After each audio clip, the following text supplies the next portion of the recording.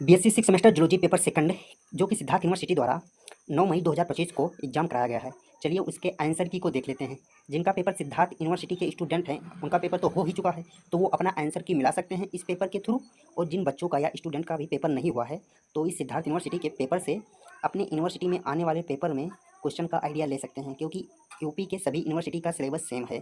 तो सिद्धार्थ यूनिवर्सिटी के एग्जामिनर द्वारा किस टाइप से क्वेश्चन सेट किया गया है उनके बेस पर आइडिया ले सकते हैं कि आपके यूनिवर्सिटी में एग्जामिनर किस टाइप से क्वेश्चन सेट कर सकते हैं। अब ये तो 100% अलग अलग क्वेश्चन सेट करेंगे, लेकिन इसमें से कुछ क्वेश्चन आपकी यूनिवर्सिटी में मिल सकते हैं। तो अपने स्कोर बूस्ट करने के लिए यहाँ से लगभग 10 से 15 क्वेश्चन स्कोर कर सकते हैं। तो चलिए विदाउट टाइमिंग वेस्ट किए हुए क्वेश्चन को स्टार्ट करते हैं। तो आज का मेरा पहला क्वेश्चन है कि गेट लैग इन एग्जाम्पल। तो गेट लैग होता है किसका एग्जाम्पल है, तो इन 4 ऑप्शन में राइट ऑप्शन नंबर ये हो जाएगा। तो दिस क्वेश्चन करेक्ट ऑप्शन ये क्या है, डिस्टर्बेड सर्काडियन रिदम्स, इसका राइट ऑप्शन हो जाएगा। चलिए क्वेश्चन नंबर सेकंड की तरफ। क्वेश्चन नंबर सेकंड कह रहा है कि circadian rhythms are biological process that follow ये cycle of approximately. Circadian rhythms होता है जैविक प्रक्रियाओं को अप्रोक्सीमेटली कितने साइकिल में पूरा करता है, मतलब किस चक्र में पूरा करता है। तो this question is correct option number 24 हावर, अर्थात राइट ऑप्शन नंबर सी हो जाएगा।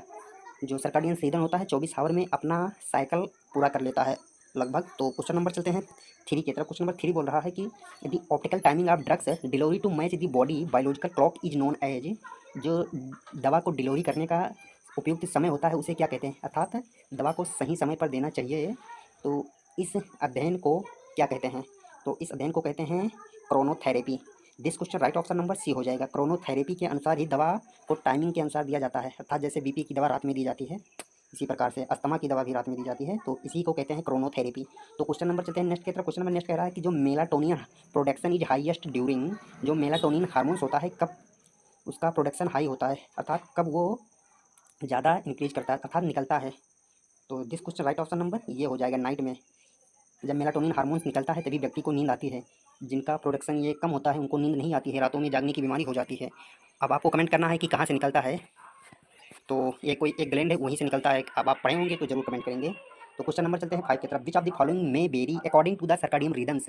निम्नलिखित में से कौन सा सर्काडियन रिदम के अनुसार बदल सकता है। तो इन 4 ऑप्शन में जो राइट ऑप्शन नंबर क्या हो सकता है, तो चलिए चेक करते हैं। हार्ट रेट, हाँ ये हो सकता है, सर्काडियन रिदम के अनुसार बदल सकता है। ब्लड प्रेशर भी बदल सकता है, और जो हार्मोन्स लेवल है ये भी बदल सकता है।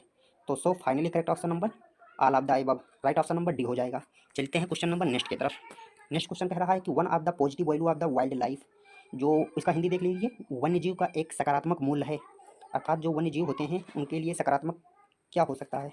तो चलिए मैं राइट ऑप्शन बोलता हूँ, सिर्फ only right option. It is promote biodiversity. ये जैव विविधता को बढ़ावा देते हैं, इंक्रीज करते हैं। जो वन्य जीव होते हैं ये जैव विविधता को बढ़ावा देते हैं, इकोसिस्टम में बैलेंस बनाते हैं। क्वेश्चन नंबर 7 कह रहा है कि wild life conservation is important because, क्यों वाइल्ड लाइफ का जो संरक्षण है क्यों महत्वपूर्ण है, इसका क्या रीजन है। तो this question right option number क्या है, मेंटेन इकोलॉजिकल बैलेंस। जो वाइल्ड लाइफ कंजर्वेशन है ये इकोसिस्टम में क्या करते हैं, इकोलॉजिकल बैलेंस को मेंटेन रखते हैं, तभी हमारा इकोसिस्टम अच्छे से चलता है। अगर इकोसिस्टम बैलेंस सारा खेल खत्म हो जाएगा। तो चलते हैं क्वेश्चन नंबर 8 की तरफ। क्वेश्चन नंबर 8 कह रहा है कि one major cause of the wild life depletion, अर्थात जो वन्य जीव का नष्ट होने का मेन कारण क्या है। हिंदी में पढ़ते हैं वन्य जीव का की कमी का एक प्रमुख कारण है। तो क्या हो सकता है, दी हैबिटेट डिस्ट्रक्शन। हैबिटेट का मतलब आवास का, डिस्ट्रक्शन था कमी हो जाना। तो वन्य जीव की कमी होने का ये मेन कारण है। अगर आवास नहीं रहेगा तो हमारे जो शेर चीता अदर जानवर है कहाँ पर रहेंगे। तो so finally correct option number ये है। चलते हैं नेक्स्ट क्वेश्चन की तरफ। नेक्स्ट क्वेश्चन कह रहा है कि पोचिंग रेफर टू। जो शिकार है ये क्या बताता है, शिकार शब्द का अर्थ क्या है हिंदी में, इसे पढ़िए। तो शिकार का अर्थ है illegal hunting of the wild life, illegal तरीके से वन्य जीव का शिकार करना, इसका राइट ऑप्शन हो जाएगा। हिंदी में लिखा हुआ है अवैध रूप से शिकार करना। तो चलते हैं क्वेश्चन नंबर 10 की तरफ। क्वेश्चन नंबर 10 कह रहा है कि world conservation strategy was launch by launched. जो वर्ल्ड कंजर्वेशन स्ट्रेटजी है कब लॉन्च हुआ था, किसने लॉन्च किया था, कब शुरू हुआ था। तो this question is correct option number c, IUCN। अब आपको कमेंट करना है IUCN का फुल फॉर्म क्या होता है। तो चलते हैं नेक्स्ट क्वेश्चन की तरफ। कमेंट करने की ज़रूरत नहीं है क्या, क्योंकि ये आ गया है, नहीं कमेंट करना है। IUCN स्टैंडर्ड फॉर, IUCN का पूरा नाम क्या है। तो इन फोर ऑप्शन में से कौन है, चलिए मैं बताऊंगा नहीं, आपको कमेंट ही करना पड़ेगा। चलो हिंट देता हूँ, ये तो नहीं है, ये भी नहीं है। अब आपको कमेंट करना है कि सी होगा या डी होगा। इन दोनों ऑप्शन में एक राइट ऑप्शन है। अब चलते हैं देखते हैं कितने स्टूडेंट को पता है।